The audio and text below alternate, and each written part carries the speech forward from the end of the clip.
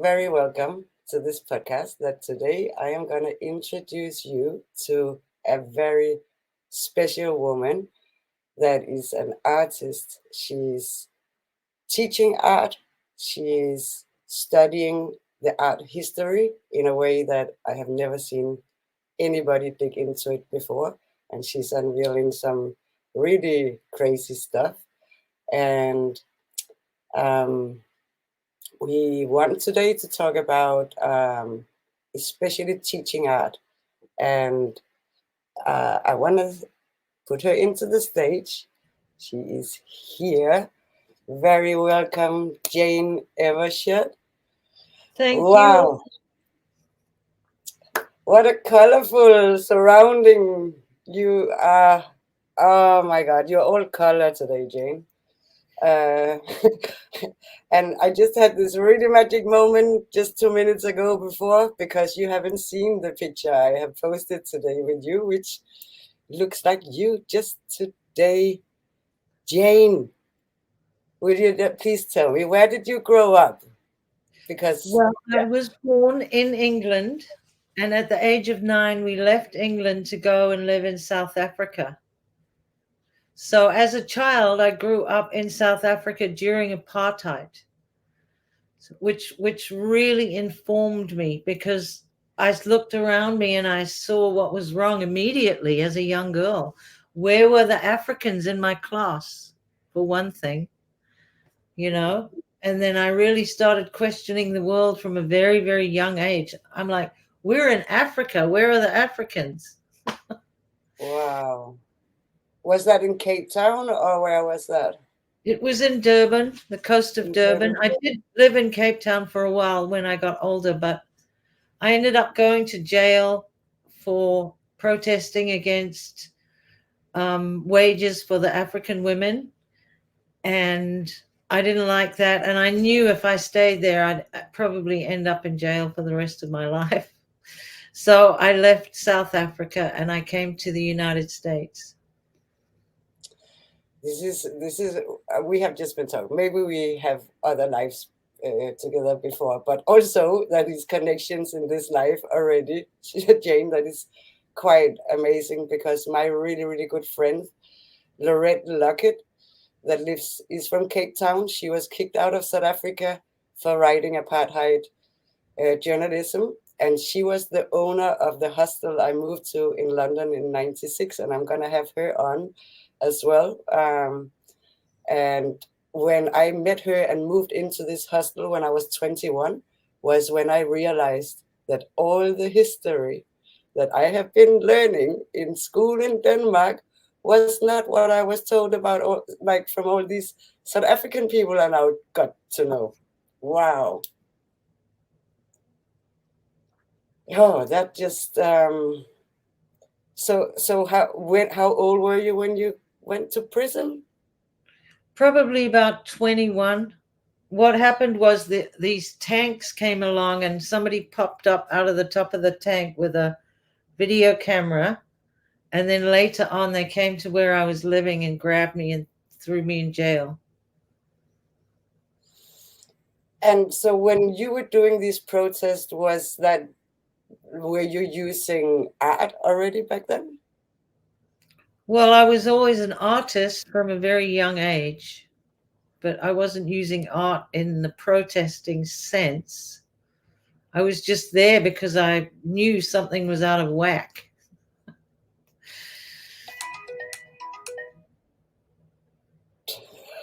Now somebody calling me. Can you hear me? Yeah, I can hear you. Okay, good. Um, were you living in were your parents supporting art, or how did that come to you? No, they weren't very interested. I was lucky to have my Auntie Rini, who used to send me art supplies from England to South Africa. And I used to treasure those art supplies. And she told me one day, Jane, you will be a famous artist. And so I believed her because I thought as a child there were only about maybe 4 or 5 other artists in the world.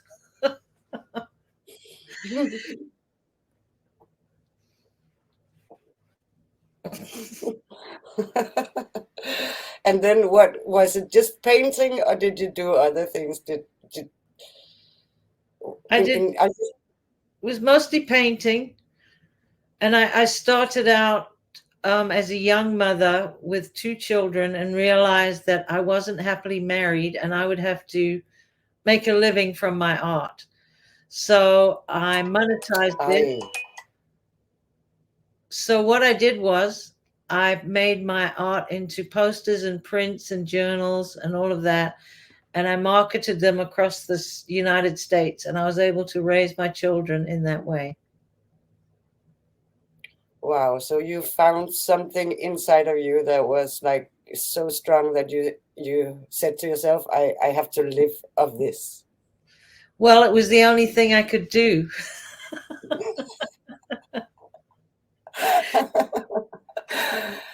And okay, so you studied it. You started to study it, No, or I you was just a thrown out. natural. I tried, I ran away from home. I went to art college. My art college at the Durban Technicon was super sexist and racist and everything else. And within 6 months, I had the highest grades in the art school in my year, but they didn't give out grants or bursaries to the women. They only gave them to the men. So I had to leave after 6 months. So I just went on my own and I went into advertising, which is where I learned how to market my own art. In the end, it helped me. You know, all of our mistakes, or not really mistakes, all of the things that happen to us, there are no accidents. We're always guided. Now, my father would have said to me, he did say to me, don't ever go to an institution, Jane, because you will be institutionalized. And so here I was at an art institution and I had to leave because I didn't have, I couldn't make a living and I couldn't pay for my studies. So I went out on my own at a very young age into advertising. And so your father sounds very interesting. So that's like many years ago that he said that you would be institutionalized if you went to school. Wow. Right. And what made your father against, that's kind of against everything and everybody at that time? Question. That's a good question because his whole life was devoted and dedicated to finding a way to get free energy. And he used to work on that day and night, night and day. And my mother didn't agree with it. And when he died, she got rid of all his papers and everything. But that's what he wanted. And he would say, there's free energy out there. And he would rant and rave about centrifugal force and give me all these math equations. But he died never having realized his vision. And obviously, he was way ahead of his time. This was in 1984. He wrote a book called World Without Fossil Fuels. And even he didn't know that the lie was that there's no such thing even as fossil fuels. Oh. So that's why you and your sister are so highly intelligent, because it's like you have to get that two sisters from somewhere. Your brains are working like not many. You are more than an artist. Um, but when you study free energy and you like paint, are you in the same kind of moment where you one time I did like a Zen meditation, and it's kind of easy. You have to daydream, look out the window, find the point of daydreaming, and if you have a big clock with a second where you can see the every second, then time stops. You can realize time stop while you are dreaming. So I'm thinking like your father and these very special Tesla, and now this young boy I just saw today is missing. The boy that came out 6 years ago as the most intelligent young boy, also talking about free energy, the blonde Oh one. no, that little boy, he's I missing. just I just see today, like, yep, I just went to YouTube and I saw that he's been gone for quite a while. Actually, there's nothing about him since back then. And that's Oh, when he said that CERN had put us into another dimension, and that, yeah. Yeah, so that's today I have to look after this. I have to look a little bit more into where is this boy, because I remember, I don't remember if it was Tesla or who was it that had this. If he had to get into the state of getting ideas, he was falling asleep with a ball in his hand or something in his hand, and when he was in that little split second of falling asleep, the ball would fall to the floor, and that's when he got like a genius idea. that's where you hit the lucid dreaming part. So Yeah. he's connecting using that methodology to connect with cosmic wisdom. So his mind is open and the information can come in. And can you relate that to painting? Well, absolutely, because as soon as you hit that point where timelessness exists, that's when everything opens up and your mind opens up and you're losing time. And so when you're painting and creating, you're so focused in there that something else is working through you, your creation spirit, your creation currency. So what I always say to people is, even if you're not an artist, study art and do art, because it will fire up all your creative neurons, number one. Number two, you're taking elements like paint and shapes and you're placing them in hopefully a harmonious composition. And just by that very act, later on, you can apply that methodology to anything, gardening, cooking, whatever it is that your passion is. And then I take it to the next level where I say, if you look at Tesla, he was an artist first and foremost, and he was using his creative currency.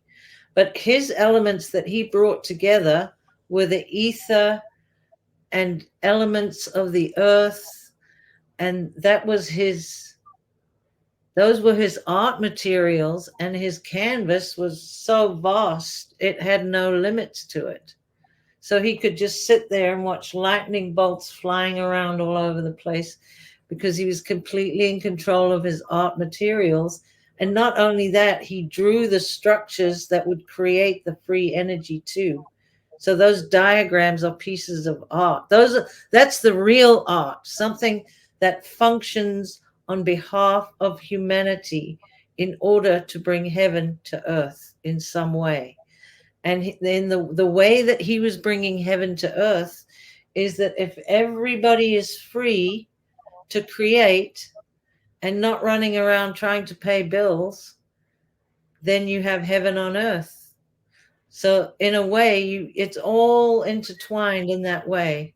So the Tartarians, for instance, spent all of their time creating a beautiful aesthetic surrounding their buildings and their gardens, and everything they had was all about frequency and resonance and healing and health. But we don't have that today because they've got us running around and we're spending our creation currency, a beautiful creation currency, on their agenda. And this is where we have to retract that energy from that negative agenda and turn around and put it into the positive agenda of the 5D earth that is coming our way. And we have to prepare for it. And we have to know one other thing. The other thing we have to know and believe is that we were born, all of us, born creative geniuses. And this has been proved in studies. and then we lose it as we go through the system.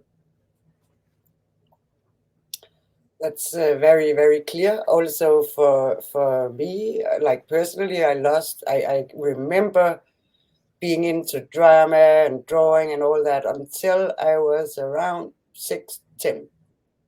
And then I come back like at 40 and going, I need to use my body. I need to touch everything again.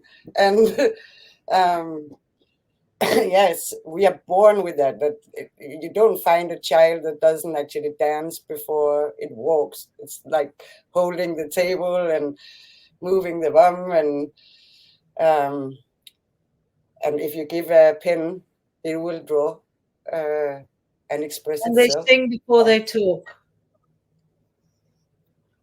Excuse me, Jane. They sing before they talk. And they sing before they talk. Yeah. So schooling the children, institutionalizing the children is something that in the new earth, we are not maybe many agreeing it have to happen in anywhere close to anything that it is now. How do you see us working with children? Do you prefer teaching children, or do you teach also adults, or and teachers? You teach teachers as well?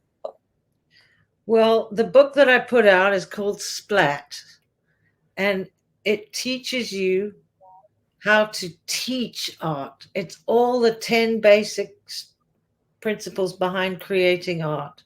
So if you see you have a little nephew or a niece that looks like they love art, you can take that book and actually teach them art yourself without being an artist yourself. And I'm not trying to promote my book because I don't make any money from it. I've just put it out there. I wanted to get it out there, and I didn't do it right at all. And consequently, I'll make like $2 on a book. But really, that's where I started. And then as I progressed, I realized that we have this creation currency within us, which is connected directly to source, to prime creator source. And apparently, there's very few of us in this entire galaxy or universe. This is why we are the angelic humans. This is why we're so special. We have a direct connection to God's source. And so we're drawing on that. We can draw on that, and it's amazing. And there's so many that don't have that. The invaders of this earth don't have that, and they don't have that innate creativity. That's why they have to use us. And as far as your question goes about teaching, I've taught a little girl, 6 years old. She was going from doing tiny little drawings. In 6 months, she was doing giant canvases in oils. And I've Wow. also taught women who have latent skills. I call it art freeze. They became art frozen. Something happened at school where, the teacher said, that is the wrong color, or some stupid thing. And they froze. And then they never pursued their innate artistic abilities. And so then I bring them back into that reaching inside and bringing back out your creativity, which is yours, and it's unique and it's original, and it can only come from you. And I teach never to copy anything. I think like yeah, for me to like also make people understand that everybody got this, even if it's plucked, is that all of us have this voice that we hear. Like if I put purple and blue next to each other, something in me maybe like more purple and red, or maybe I like more lemon than tomato, or like there's something that is that makes each painting that everybody make, not AI, but then it's like so original. And that's another thing that I would say to everybody out there: please start support original artist, because nobody's gonna have two of the same, and this is what we have to start to appreciate, I think.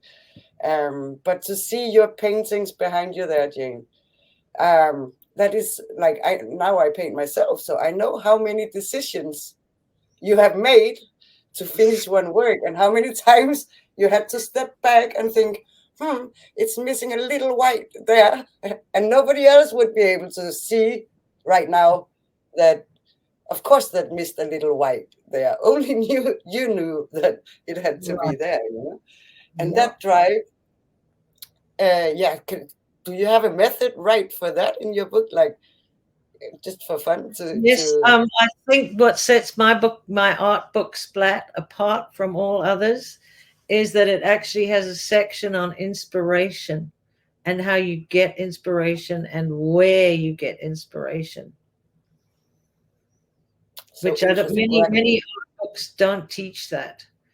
And we've also been taught that the best art is the most realistic art, which is a formulaic, generic way of doing art.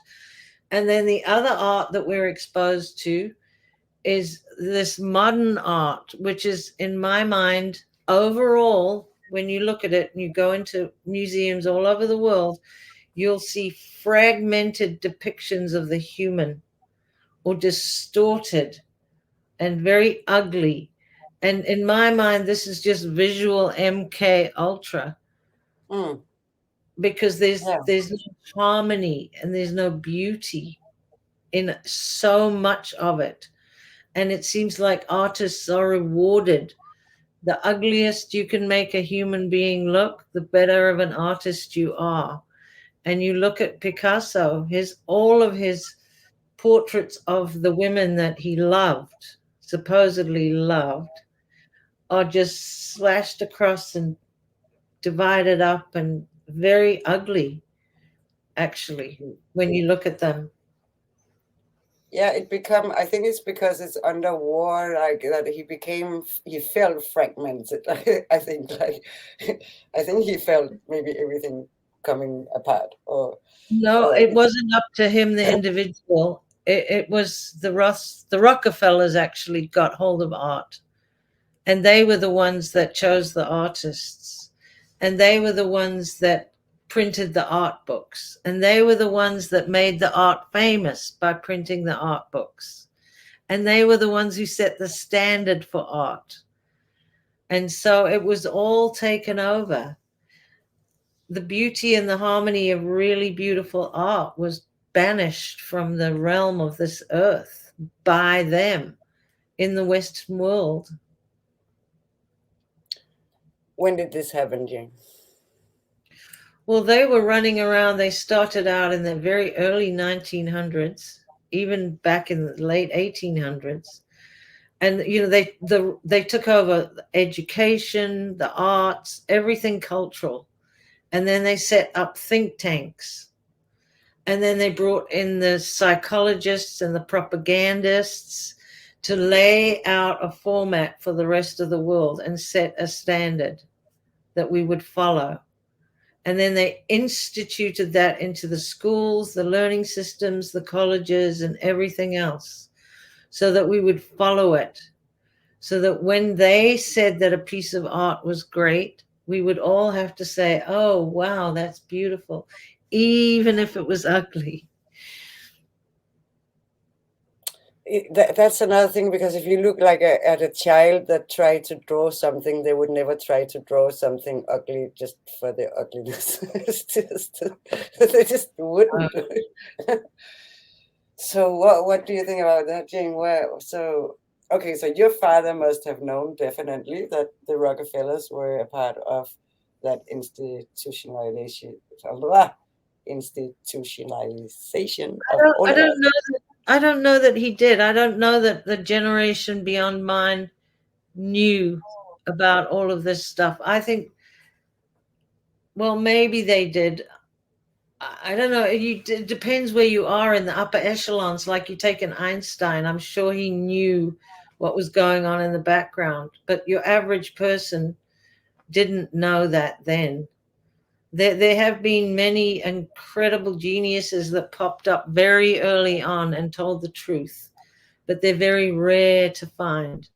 My father just knew inherently what truth was, and he knew that we were all being taken for a ride and that they were withholding technologies. I don't think, maybe he didn't even know they were withholding technologies. Mm. He just knew that free energy would be available, and if we could tap into it, we would get it. But the thing is, even back then, they didn't even realize that anyone who stepped forward with any great ideas for humanity was always gotten rid of. The guy that created the car that ran on water, he was offered $3 million for his idea. And of course, he turned it down. And then not long after that, he's found dead. They don't want us to have this information. But now they're coming undone because humanity's frequency is raising up so high. It's killing the darkness. And these people are just falling like flies all over the place. They're being exposed. We look at them, we can tell right away that they're not on our side. And it's time for us to go into the new earth and 5D and evolve as we were supposed to. And all they have ever done is tried to prevent us from our rightful ascension process into the higher realms, away from the pain and the suffering and scarcity and all of these things that they have thrown at us constantly in order to keep our frequency low so that we may never emerge out into those beautiful realms where we're supposed to be now. It seems like they're not gonna win this. And it seems like they're pushing. Sometimes I'm like getting to the point where, I mean, they must know they're pushing it so much to the limit that they will lose. Is it really their, maybe the purpose to make us win? Because Well, yes, I hear you there. Without duality and without this constant struggle, we have managed to raise ourselves up so high and overcome so much with this enemy that never stops and never sleeps and is always poisoning us. We should all be dead by now, and we're not. We're still here and we're happy and we're going forward. You know what I mean? We survive. We will overcome this. that was my only thought on my 50 years birthday last year was, whoa, it's difficult to die. It's like, yeah. Well, on the other hand, they've also made our ages drop so much because we used to live for hundreds of years. And they've done a very good job of that. So when we reach the pinnacle or the zenith of our understanding of the world around us, and we're able to start teaching of what we know, that's when we die. Or that's when they try to kill us. Or that's when they go after all the elders with the wisdom to share to the younger ones of how it used to be. And that's very obvious that they're trying to kill that off too. And they've tried to kill off all the information, the sacred information. I've recently come across, I wish I had discovered this when it first came out in the 90s, but the teachings of the CDT plates, the cloister Duratora plates. Have you ever heard of those, Aurora? Well, these teachings, they go back billions of years. And they were originally known as the Maharata teachings. And then 250,000 years ago, the people who live on Sirius B put them together and gave them to humanity as a gift because they hold all the secret information of our origin and where we came from as human beings. And they also combined spirituality with science. to come up with their sacred symbologies. And in these CDT plates, you find the secrets to life and where pure consciousness began, and what pure consciousness, when it's connected to sound and light, that is the origination of life itself, but divine life. And when you mess with that, you get all the aberrations. For instance, CERN tried to come up with the God particle. It was just a crude imitation of the original God particle, which is pure consciousness. And so we learn this, and now we have new models, new coding, and new everything to take with us to go forward into the fifth dimensional existence of the new earth. Look at the Trinity that we've been given and that we've been looking at, how out of balance it is with a Father and a Son. And then over here's this little Holy Ghost. Where's the mother? You know, where is the divine feminine? It's not there. So right away now we can see that, and we say, this is not divine. This is out of balance. This is what the religious doctrines of our world are teaching. And then we look at the CDT plates, and especially the chelontic sciences that are in these CDT plates, that are the science of creation and spirituality. When we look at those, now we turn and we say we want to use this model, which is in balance and in harmony. We want to apply this sacred model to our lives going forward in order to eliminate disparity and tension and arguments and fighting and all of these things that we have within our system right now. And then we can also look at that, and when we use it and we see that it's not being implemented here by design to create the disparity, to create the tension and the stress so that we can't evolve. So, but when we're going into harmony and we have the balance of the masculine and the feminine with pure consciousness, we can go forward without all of that. And so when to get back into the art and the balance in this now, when you mentioned before that now there's so much art that is ugly, so to kind of inspire the people, can you help me tell them the importance of decorating? Like, I have this dream lately. I have this dream that people stop walking, we are dancing. I see in the future that nobody can walk anymore. They have to have a little ritual going, but also maybe a brush in their hand. And, And like, singing. it's like people forget that without books, without music, without art, this world would look very, very, very cold. And it's like, it's not appreciated. I feel artists are not appreciated, and I feel art now is something that belongs inside rooms, that that I feel like, can we all see it while we are walking outside?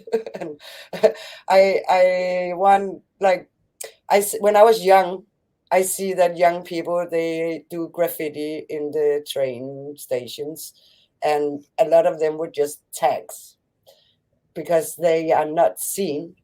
And it's like a way to, I am here. And I want everybody to understand that they're allowed to be here. Also myself, will you help me, Jane? Well, they did it so quickly because they had to run and hide because they'd get caught.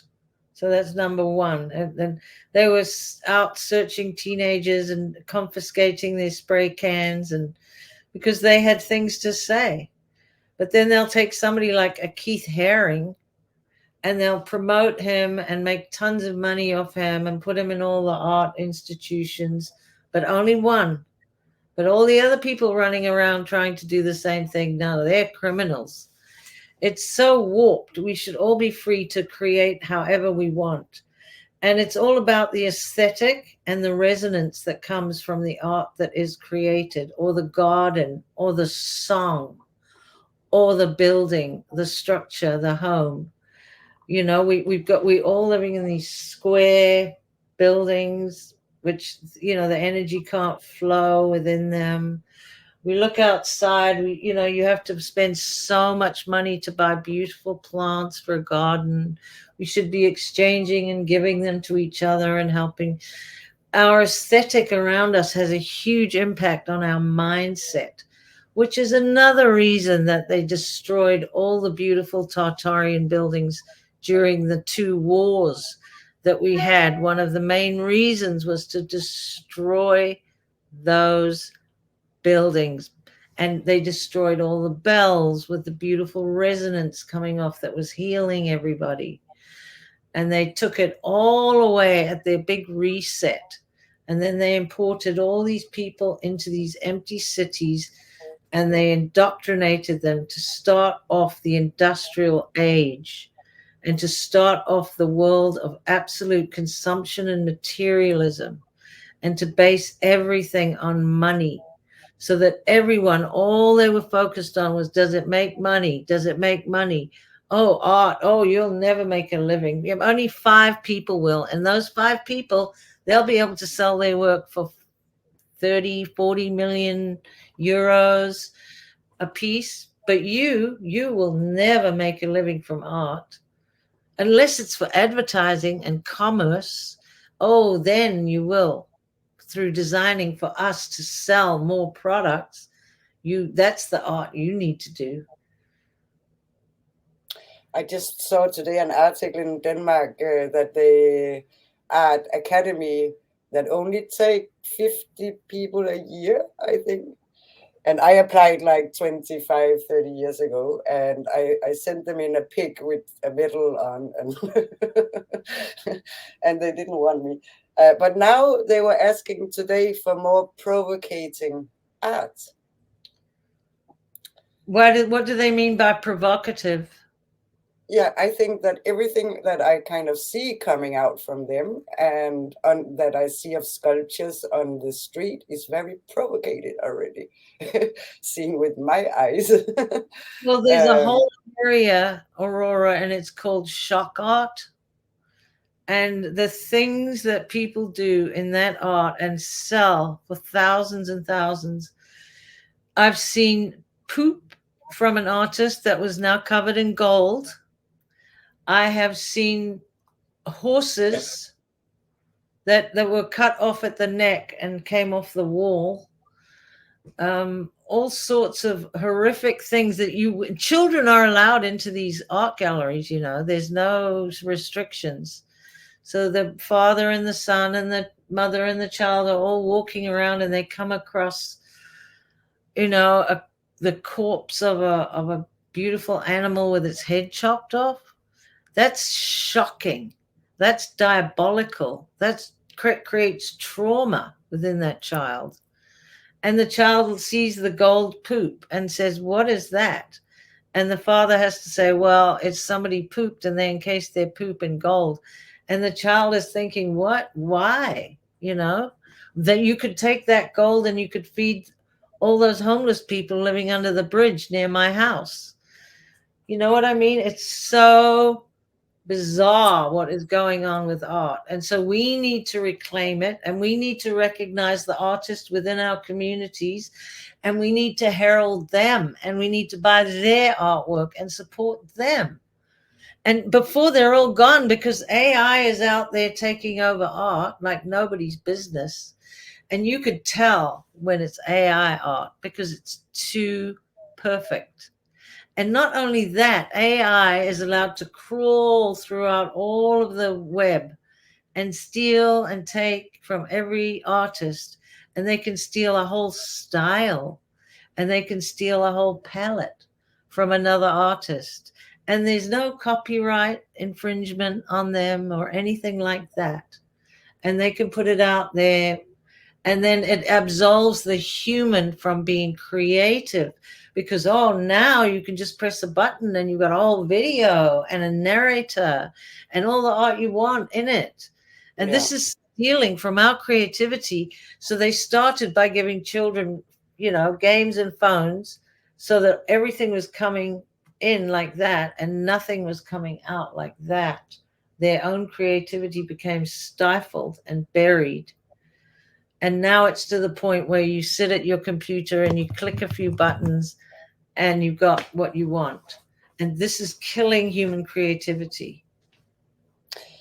I see, like, because I see my daughter and her friends and all that. So I somehow I get more quiet about it, because it's like we get sometimes just too much of things. We have to get it, and then we get too much, and then we put it away again. It's like, so I really hope that as well, that we can use it for some good things, but also that I see suddenly my daughter and her friends, they are knitting, they're doing all the old handcraft, and I didn't ask them to do it. It's like, so there's something in us that just cannot stop maybe doing these ancient, also like really ancient parts of us.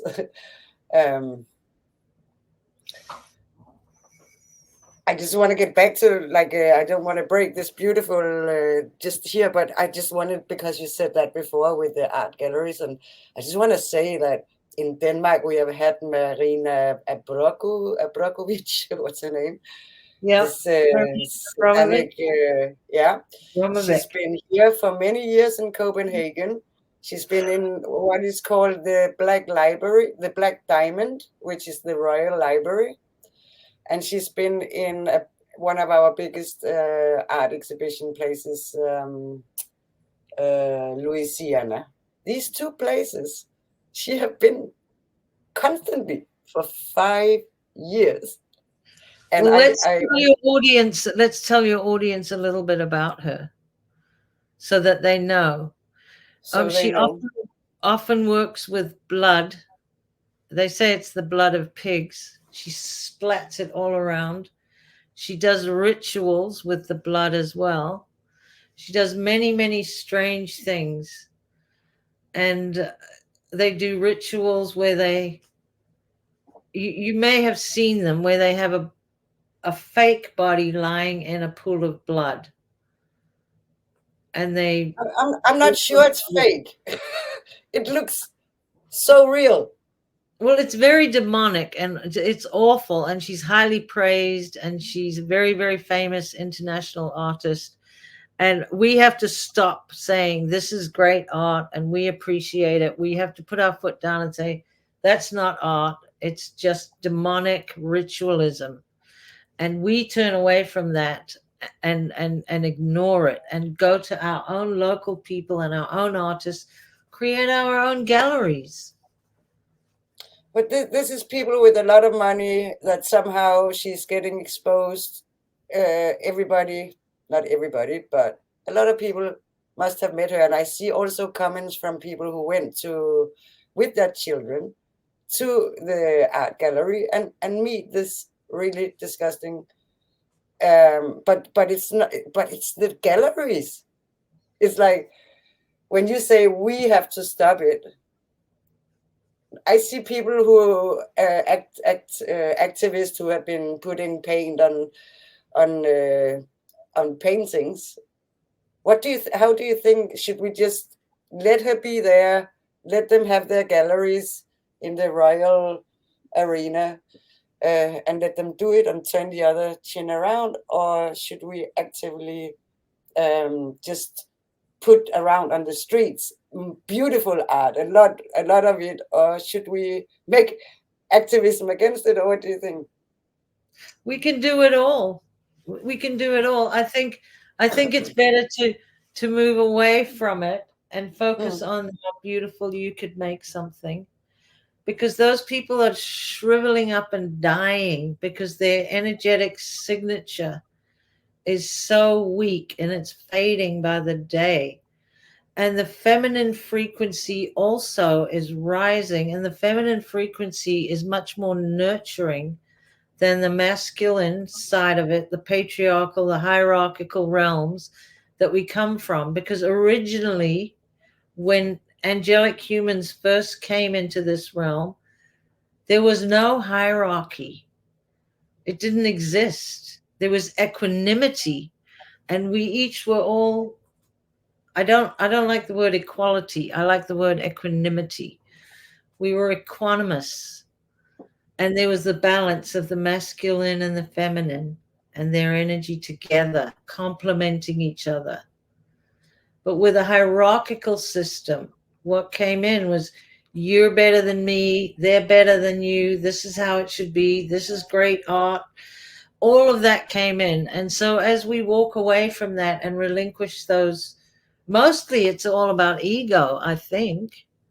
I'm better than you, I'm wealthier than you, I have more than you, I'm greater than you because of it. All of that goes away, and we turn toward more like unity consciousness and love and joy and abundance and all of those things that come with a mindset that is about love. Because in the end, we have to know that pure consciousness actually is love, and everything that comes from love is divine, in harmony. It doesn't hurt, it doesn't kill, it doesn't create illness. So we need that model now. We need to go around that model. And a lot of what you have been talking about, going in the right direction to the new earth, to the 5D, is actually happening around us. And also the free energy thing, it's like a movement that now it's like the wave have tipped, I feel. And I feel that if you're not listening to the right people, if you're listening to the television, and then you are probably full of fear, and you just hear that everything is going down and is scary. Where I feel we are in kind of the same surroundings, so I am very, very positive and want to share this with everybody out there, that there's so many beautiful things going on. And and it's like the free energy is now in all countries. It's they discovered it so many years ago, that when this falls, because it will fall, then I think that everybody should find comfort in that it's ready to be. Don't you feel that we are kind of ready, even that I can't prove it, but Absolutely, we are ready. We are ready. We have had enough of this disparity and scarcity and struggle and all of these things that it's all out of alignment, and we're coming into alignment now. And in those Keylontic science teachings that I was telling you about, we learn about something called the Nomi failsafe. And what it is, it's a planetary remedy of galactic alignments that work on behalf of humanity, because they've seen how close we've come to absolute destruction, and we have come close many times. I'm no expert on this, but what I have learned and read is that the path to our ascension is affirmed by what is going to happen and by what these CDT plates have told us in the distant past. And now we are in that place now where we have the ability to ascend. And it's not just airy fairy, oh my God, I'm so spiritual, I'm going to ascend. It's not like that. It's determined by the stars and the cosmos and everything to get the angelic humans out of here and safely into the higher dimensions, where they can thrive and grow and evolve as they were meant to, back into the state we were when we first started out originally, where we used all of our brain. Apparently today we only use 3%. Where we have all of our strands of DNA intact. There's no such thing as junk DNA anymore. Where we have all our clairvoyancy and our abilities for telepathy, where I hear that we don't even have to eat, because we are breatharians now. We are crystalline. We don't have to hoe fields and plant food and eat it and then have to defecate. Our bodies are in line with the higher frequencies of the higher realms. This is where we're going. You know, if you want to know where we're going, this is where we're headed. Where are we And going? this was written long, long ago in these beautiful CDT plates. And Ashiana Dean first brought this information to us in the 90s and the early 2000s. We haven't had it for very long. And people need to know that we have a galactic history of great import to all of us, and we need to learn it. And it's the whole reason why we didn't learn it in school.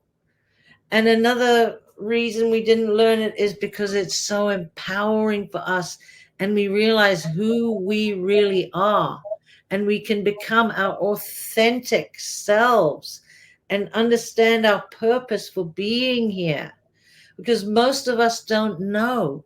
But once we've learned our galactic history, it brings us to the present and contextualizes our lives for today in this world. And we know which direction to take. We have a compass now. We have a measure of truth that we've never had before. Because it's one thing to stand there and say, we've been lied to about everything, but where do you go from there? Where do you go? You turn around and you say, here is the information, the ancient sacred text from the Mahabharata, then passed down to us again 250,000 years ago as a gift, the greatest gift we've ever been given. And most of us have never even heard of it. And here is our measure of truth. So then we stop complaining, we stop living in fear and desperation, and we say, here is our sacred coding to move forward. Let's have some fun. Live in Yeah. joy, and peace, and prosperity and abundance. Changes everything, changes the whole game. And I feel it already inside of me, because it's about coming to a point of accepting that also all the hard life, to fight against this wrongness, and to come to a point where I felt for a while, if I keep fighting with the anger and with frustration like that, I'm gonna die of that. And then what use I'm gonna be like? I better start to fight it with a lot of love. And then I liked, of course, that the heart, the Buddha heart, and the hand that can still uh, be not so nice. I mean, because we have to kind of no, maybe I'm right, maybe I'm wrong here, maybe that paint fist that normally is very like that, just have to start to paint really that dreaming, and dream us into that world that we are going to meet, because it's only going that way because we are a lot of people creating it, I guess, having Yes, manifesting it. we are manifestors. We are able to manifest, and we've been prevented from knowing that.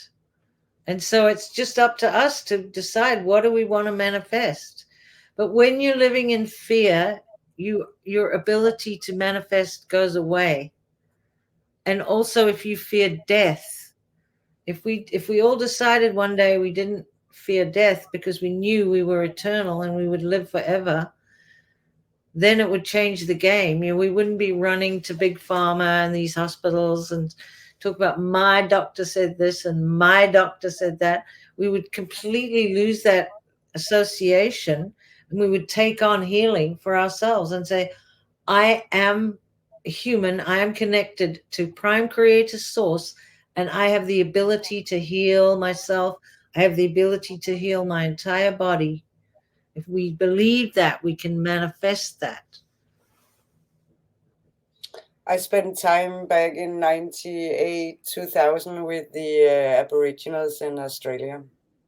And I realized there that like 80% of the time that they are awake, if they're not drunk, of course, taking over, if it's still possible for them, or in the past, they would be 80% of their awakened time in a dream stage, which is what I described before, I think, this in this Zen meditation where you kind of is like, I was like that in school. I was looking out the window dreaming, and there would always be a teacher saying to me, "Hello, are you with us here?"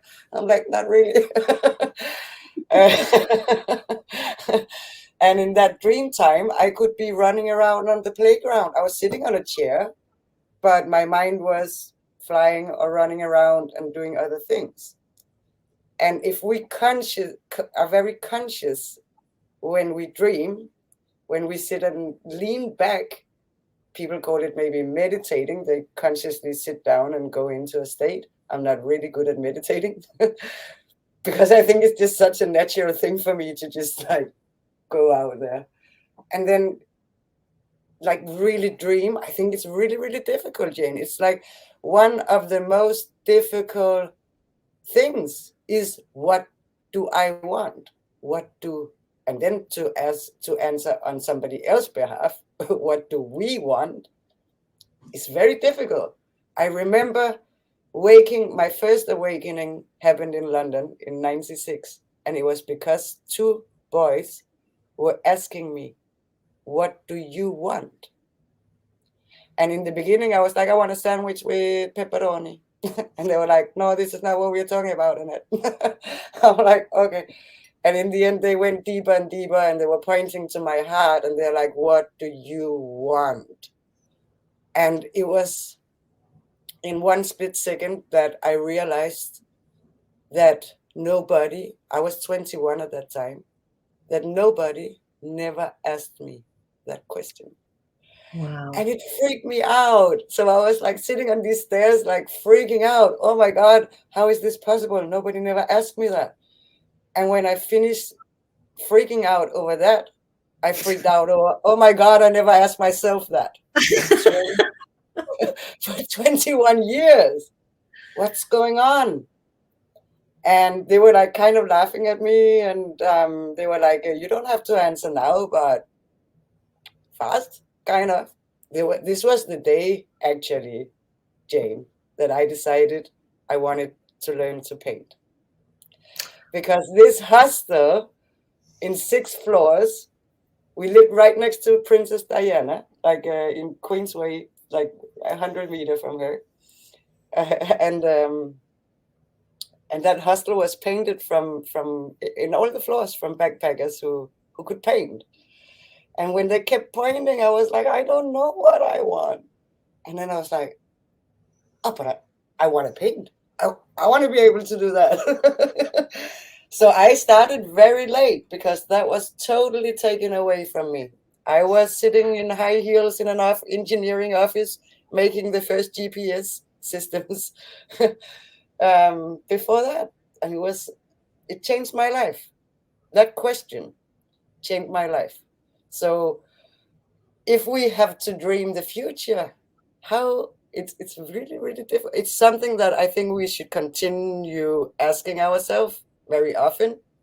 What is it we want? How do we decide that, Jen? For ourselves and for others.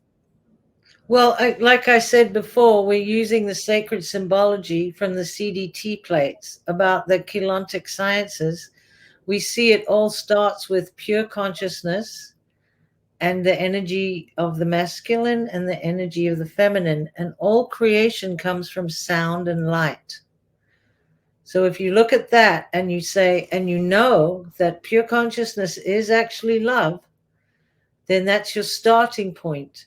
Our starting point is unity consciousness and living in joy and expressing our feminineness if we're female and our masculine if we're male, and not denying the masculine element within the female and not denying the feminine element within the male. If you start there, then the second thing you do is, here I am on planet Earth. What is planet Earth? What was it meant to be? Well, it was meant to be a playground for earthlings, for angelic humans. So that brings in the joy part. How do I bring joy in? So then you start being creative about how you bring joy into your life and oneness. And then you become a very much more of a nicer person because you're aware of the fact that we're all really one. And so you're nicer to people around you. You think before you don't sit and rock under the kitchen table sucking your thumb in fear. You go out there and you spread the joy and the love, and you help people out and you build people up, and you keep raising that frequency until it gets higher and higher and higher. And you go to what you're drawn to. What did you love as a child?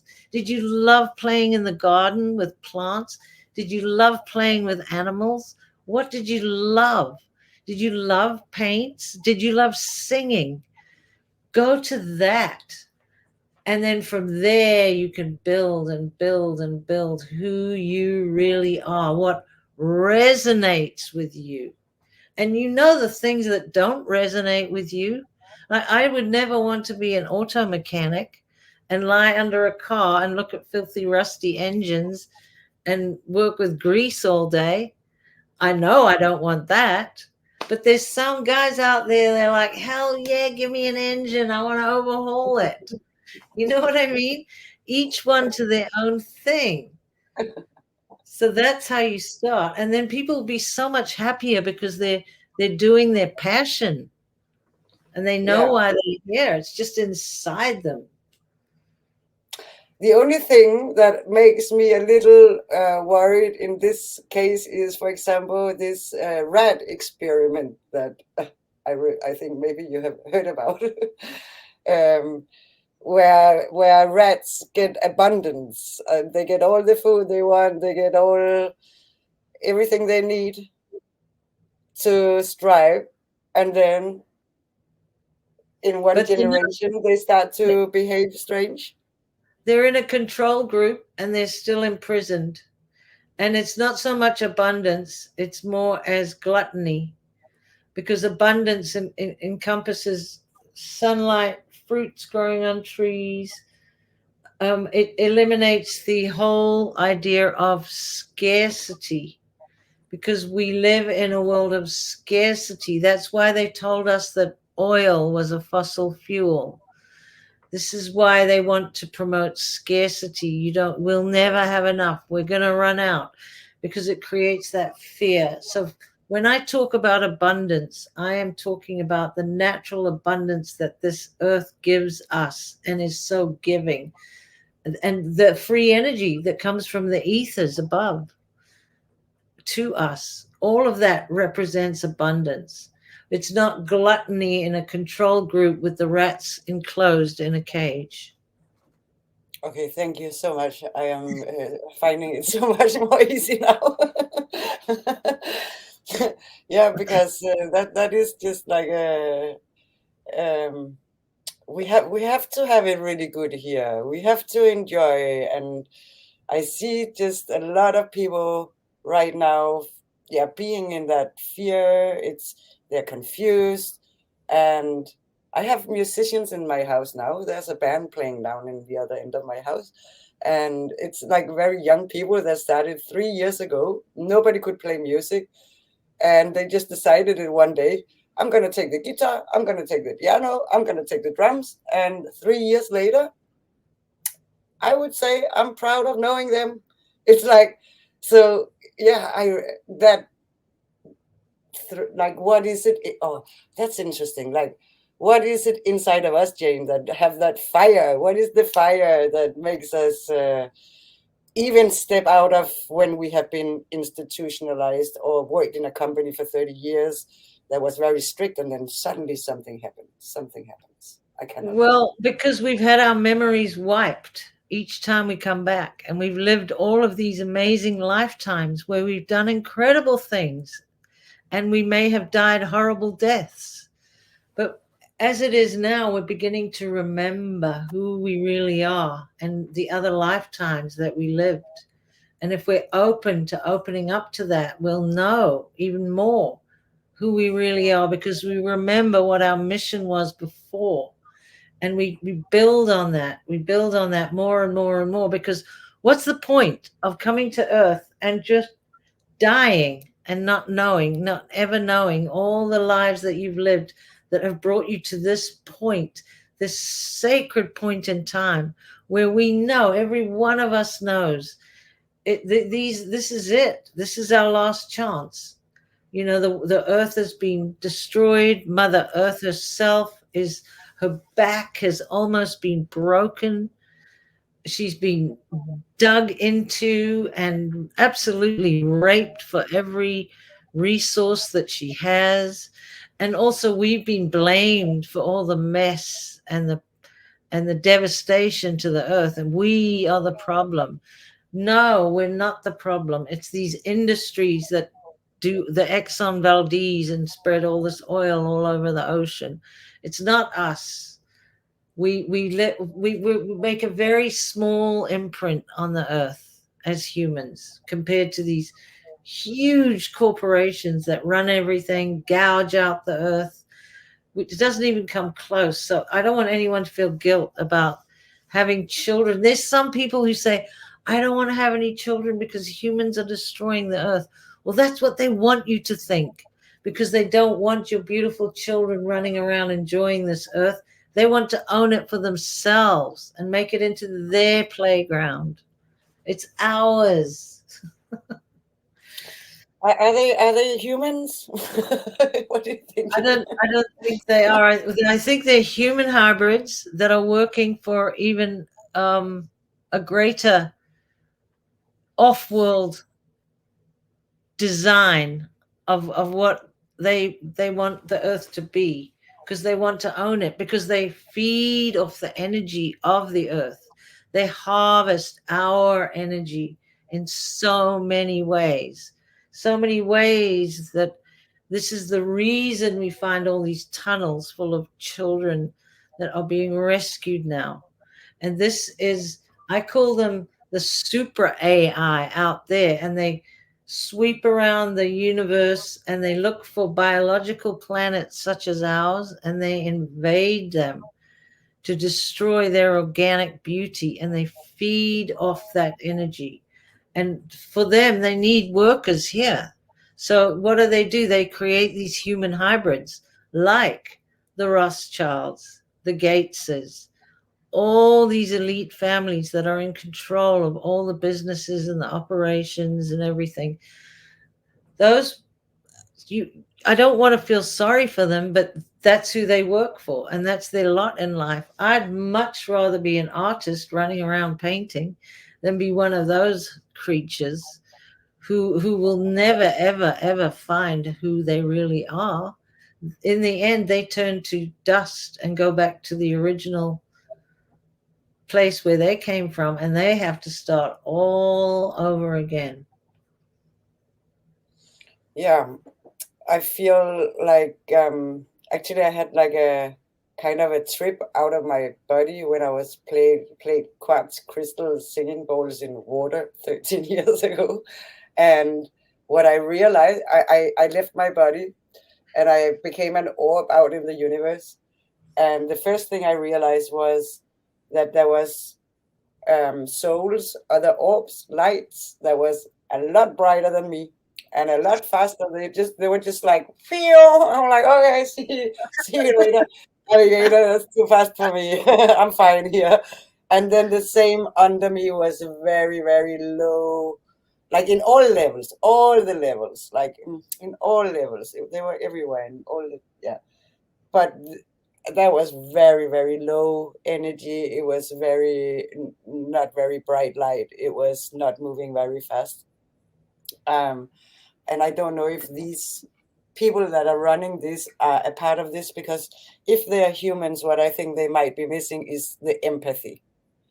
And also because, or maybe as other skills that humans have. I think it's very human to be like an empath. But then again, I see this study of babies in a kindergarten where they put a crying baby, and then other babies, they're in diapers, small babies, but they can crawl, and half the babies would go to the crying baby and blow like and like struck them and try to take care of them, and wipe their tears, and the other half would crawl the other way and go, what a nicey thing, let me get away, So that was like the day when I saw that I was getting a little confused, because I was like thinking, are people born, can that be born people who are evil, or really not like very nice people?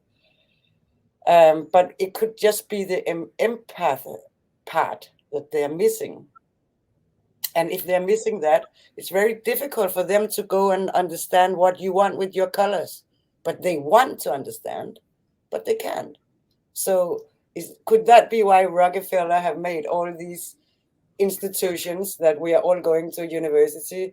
So everything that we are giving them, we have to write exams, we have to write articles, we have to write, and then we give it to them, and it's not used for anything. Like I have made projects that took months, and I'm delivering this 60-page long, very interesting thing that can maybe change the world, and then nobody's looking at it. Or are they looking at it? Don't you worry. They're looking at it. They're putting it Yeah. into their AI database, and they're feeding in that data all the time so that they can get the algorithms back to stay on top, to keep controlling. So whatever you submitted, the AI will pass that and say, the humans are becoming la la la la la, and now we need to introduce la la la la la to counter that. So they're using that information. Don't you worry. Yeah, I'm And they're pretty also sure. stealing your ideas. That you're giving them ideas that they can use for themselves. And then these babies that you were talking about, half went away and half. Well, it could be that some are more empathic than others. But go check out the bloodline. Are they the bloodline of the human hybrids? Have they been tortured at some point, and have their minds been separated into different compartments already as a child? What have they done? Were they interfered with in the womb? We don't know. They've got all kinds of things they do that are very odd and strange. They will give, if a woman is having a girl, they'll put animal hormones in so that it will become a boy when it's born, because they know at a certain stage in the development that the boy will start the growth of the genitalia. And they know all these things, and they work with them because they're Baphomet. The Baphomet, the half male, half female goat, is one of their deities. So they breed those all the time, and you'll find in the higher realms, in royalty especially, you'll see, and presidents are married to men that are dressed as women on many, many occasions. You don't have to do a very deep search to find it. But this is the Baphomet whom they worship, which is connected to the demonic, connected to the Luciferian and satanic cults. And this is what they do. We don't know why they do it. I don't know why they do it. But who knows what they're doing to babies in the womb, even at this point. And not only that, we have a very, very long history of inbreeding. This is where you get terrible deformities from a brother and a sister may have a child, and that deformity is then passed on and on and on throughout the family in order to keep the finances of the family only within the family, in order to keep the control and the power within the family. They'll go to that degree to risk having terrible deformities born into their families.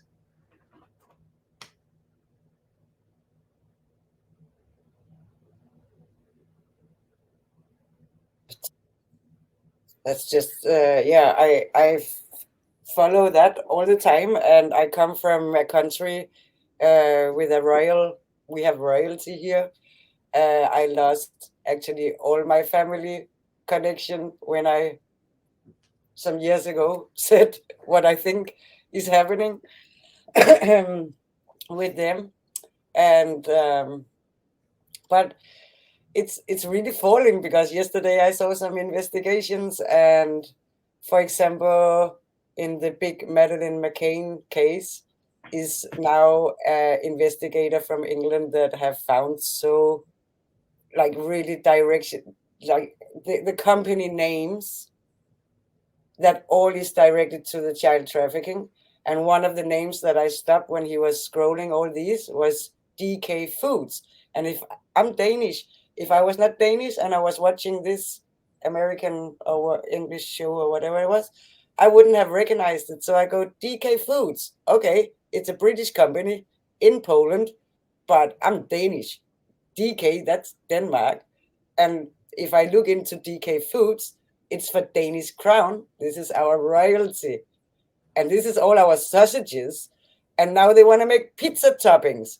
Like, so everybody who have just investigated a little bit what's going on can hear that this sounds absolutely not good, but also good in the way that it's getting exposed.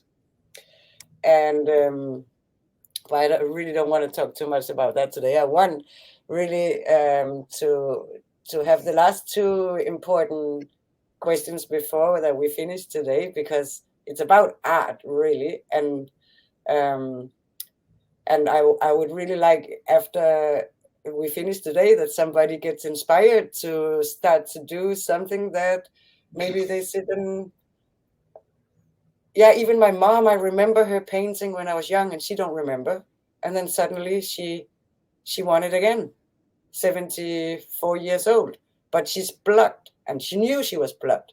So I had to say to her, just don't go for it to become anything. Just start and go and see where I go. But do you have any other suggestions than just do it? Absolutely. I'm sure many of you listening to this right now have got something like a pen in front of you, and you may even have a piece of paper too.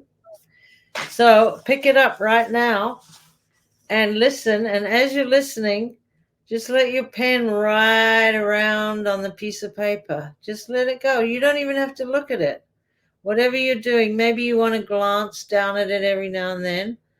But guess what? Those little doodles are your subconscious mind not even caring about how pretty or beautiful or what it looks like. And it doesn't even have to be anything. And so you're just playing, and what's coming out of you is the essence of your soul and the essence of your originality and your new uniqueness.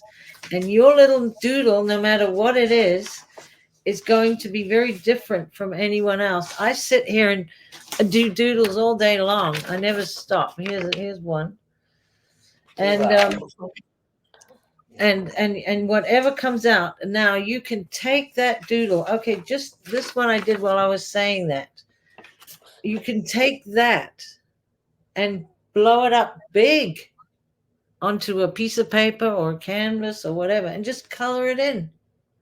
And you've made a start. Choose your favorite colors, color it in. You've got a piece of art. What I say, do not do. Don't go to one of these wine parties where they put an image up in the front of the room and everybody's just drinking and copying the picture that's in the front of the room and ha ha ha. And then they go home with a piece of art and they get to their family and they say, look, I'm an artist. No, you're not an artist if you do that, because nothing came from within and was expressed in front of you that is yours and yours alone. And then after you've played with that for a while, you can start learning the simple things. Learn about color, learn about composition, learn about dark and light, learn about what the materials are that you like playing with. Maybe you love charcoal. Maybe you only like oil paints, and to you that feels like liquid gold.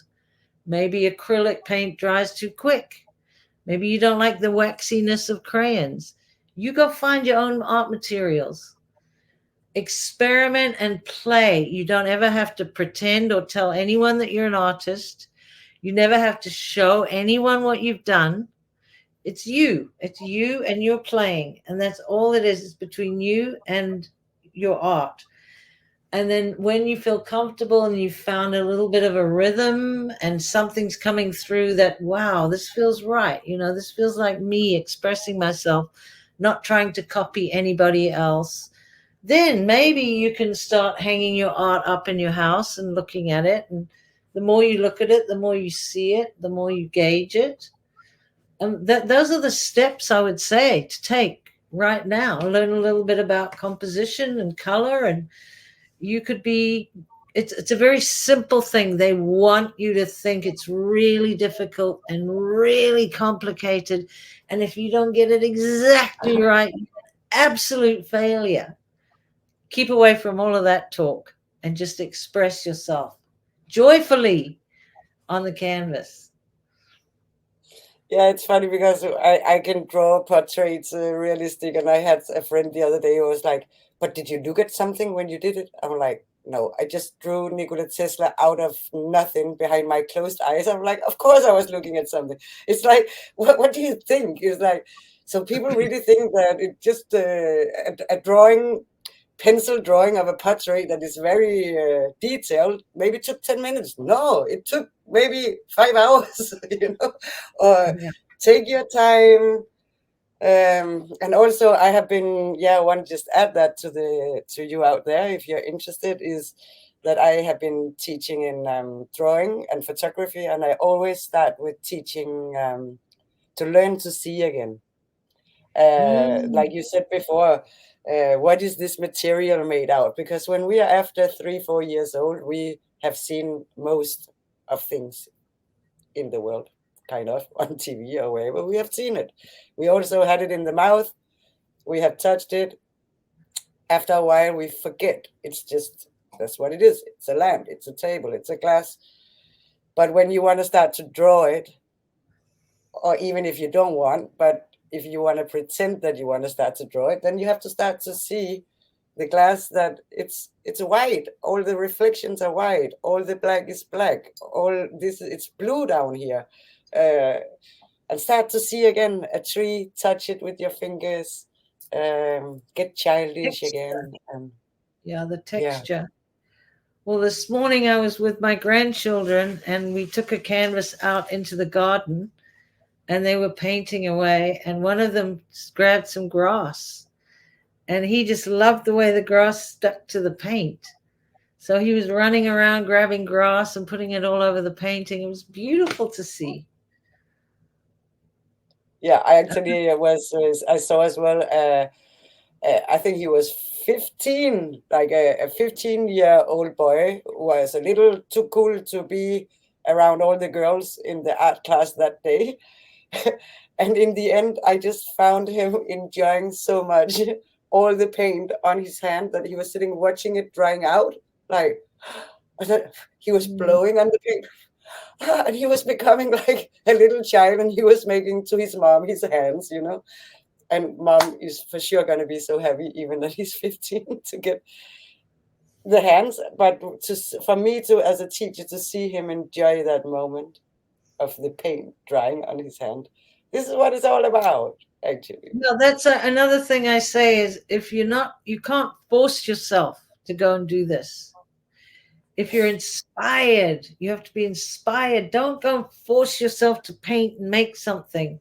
You know, when you're inspired, go and do it and then get into a playful mood. It's not a serious thing. It's supposed to be fun. Is there anything else that I can bring in here? What was your last question? Yeah, I think maybe I want to wait with that question until the next time, because that's so deep that we haven't dig too much into it. So if you're fresh for getting in another time, I would like a lot to hear a lot more about the art history that you have looked into. Oh, Um, yes. Yeah, that is a huge topic. The Renaissance is not what you think it was. Modern art is terrible. And I have to say that cave art was another big psyop. From my research, I've found that the paintings in France were all fake. And even though now they took those cave paintings and made fake venues for the paintings to be reproduced in, because those other painting, it's a long story, but it's fascinating. So Can if I your have you back for that then? yeah, if your viewers want to hear all about it, I'm very happy to go through it, and I have images as well that I can bring into the conversation to actually illustrate what I'm talking about too. I would So love it's not that. I'm just sure. someone sitting here just saying things and throwing things out, and people will say, "Well, no, no, I don't believe that." I can give you the visual evidence of what's being done. And All I can three. say that I already have listened, Jane, showing all this, and this is one of the reasons she's on here today. And I really wanted to introduce who is Jane before we dig even deeper into her knowledge and crazy research. I'm really stunned, Jane. Like it's a really beautiful work. Like wow. It really warms my heart, Aurora, that you took the time to go through it and see what I had to say, because many people will just go, "Oh, that's not what I learned in school. Goodbye." Mm, mm. Yeah, I guess we are not all like yeah. Who is listening to these symposiums is not, yeah, I guess it's not everybody. I hope one more. If you want to hear more to Jane and not from this podcast, you can go on Lazarus Symposium with Sasha Stone. And you're also up to something interesting with Dave Emery. With what? With Dave Emery, Oh, something yeah. you're gonna, yeah, This is where I found out all the information about chelontic sciences and the CDT plates. yeah. I And when thought I so. was doing my work on the Renaissance and the cave art in France and modern art, I was seeing these parallels.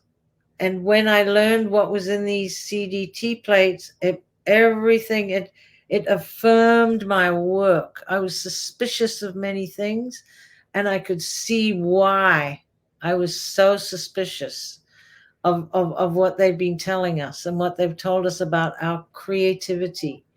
So Dave Emery is what Sasha Stone calls an archaeocosmologist, and he's writing a book about our galactic history. And I'm helping him with a few other people to get this book out there and get it published. So in the meantime, what Dave Emery and I are doing is we're creating a series of videos called the Conscious Evolution Teachings. And we have a new channel on Rumble that we just started. And the first one is about the 12 most epic events in our entire galactic history. And this is going back 480 billion years.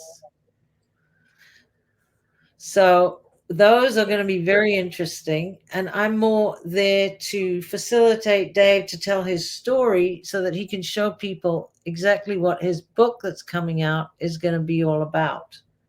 And we're having a fundraiser for that, a GoFundMe fundraiser for Dave Emery for that book. And then we also both have started each a Substack so that we can put the work out there too, which relates to these ancient sacred teachings and how they've been distorted and how they've been used against us too, because the I don't want to say the bad side or the evil side. Let's just say the people who are out of alignment, that are our earth invaders, they had access to this information and they used it against the angelic humans so that we would never ascend. Because once we're ascended, we become all powerful and they die off. So they wanted to maintain themselves. So they either sent out false information or they distorted it just a little bit, like Thoth and the Emerald Tablets, or they brought in false light geometry to base creation on, which many people don't know about this, but the flower of life is false light, so called sacred geometry. And so we go into all these details, the truth behind the Fibonacci spiral compared to the crystal spiral, and all of these things. And David Emery, brings in the history into alignment with where we are now today, and then how to move forward with our ascension, the Nomi fail safe, all the details of that, what happened in the past, how our planets, there were cataclysms, and how Tara was broken in two, and how we kept having to be reseeded as humans. And each time we came back and survived and prevailed. And now at this point where we're at now, in the context of all of our lives today, and how the angelic humans must get together, embrace each other, bring in the love and the unity consciousness in order for us to go forward. So if I was there right now, Aurora, I'd just give you a giant hug. I give it back to you, and I promise everybody we're gonna put all the links to everything in the comments when I upload this. Wow, so nice to meet you, Jane. Thank you. Thank you. Your heart is big. Thank you. I see you soon. Yep. I'll see you soon, Aurora. Thank you very much. I really enjoyed myself talking with you today and your audience. I really, really enjoyed myself, so I'm looking so much forward to get you back, Jane. Thank you. Okay. Should we say goodbye? Yeah, we say goodbye. Ciao.